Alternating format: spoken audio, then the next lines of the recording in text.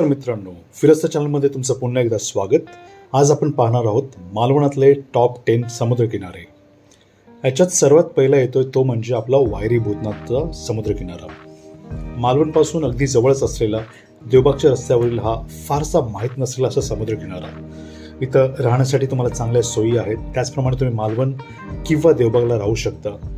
अतिशय सेक्लुडेड आणि फारसा प्रसिद्ध नसलेला असा हा किनारा आहे। तुम्हाला हवं असेल तर किनाऱ्यावर योगा करा, एखादा आपला लोकल फिशरमन असेल त्याच्यावर बोटिंगचा आनंद घ्या। राहण्यासाठी तुम्हाला चांगल्या सुविधा इथे मिळतील। निर्जन म्हणता येणार नाही, परंतु फारसा प्रसिद्ध नसलेला किनारा तुम्हाला नक्कीच आवडेल।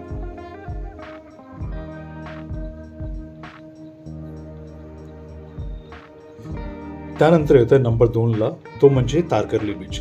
तारकर्ली महाराष्ट्रातील प्रत्येकाला माहीत असलेलं नाव, अतिशय फेमस असा समुद्रकिनारा आहे।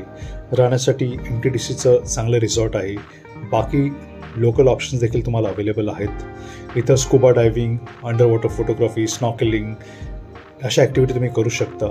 मालवणपासून 7-8 किलोमीटरवर आहे। छान चांगलं पाणी आहे आणि राहण्यासाठी तुम्हाला अनेक ऑप्शन्स आहेत। विंडमिल रिसॉर्ट्स, खोबरेकर्स होमस्टे ही काही प्रसिद्ध ठिकाणं आहेत।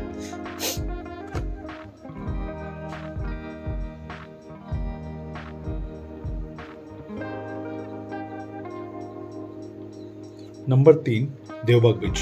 देवबाग माहीत नसेल असा व्यक्ती महाराष्ट्रातही आढळणार नाही। सुनामी आयलंड, संगम, ज्याला देवबाग संगम म्हणतात, अशासाठी हा फेमस असा किनारा आहे। सुंदर शांत किनारा, चांगली वाळू, या वाळूत चालणं म्हणजे स्वर्गीय अनुभव असतो आणि त्याचप्रमाणे तिथून दिसणारी तुम्हाला कर्ली नदी आयडियल ठिकाण आहे तुम्हाला फॅमिलीसोबत जाण्यासाठी। राहण्यासाठी महाग आणि स्वस्त असे बरेचसे ऑप्शन्स मिळतील।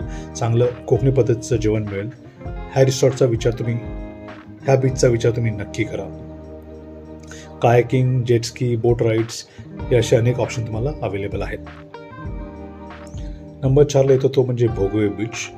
मालवणला जनरली लोक गेली की त्यांना देवबाग, तारकर्ली आणि 1-2 असे फेमस असे प्रसिद्ध समुद्रकिनारे आपण व्हिजिट करतो, परंतु भोगवे बीच ही सुंदर आहे, चांगला आहे।